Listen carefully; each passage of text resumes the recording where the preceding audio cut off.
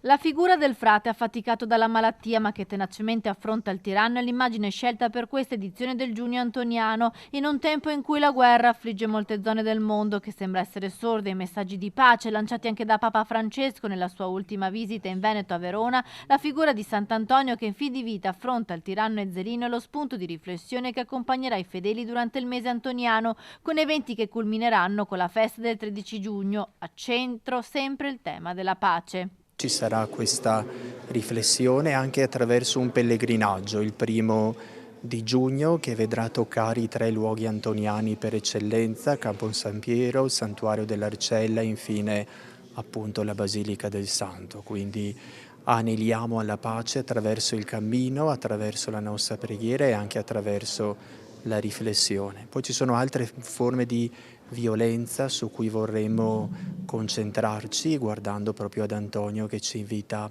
a superarle, per esempio il tema della violenza contro le donne, su cui ci metteremo in ascolto anche attraverso proprio l'immagine di Sant'Antonio, che tante volte ha preso le difese di donne bistrattate all'interno delle loro case.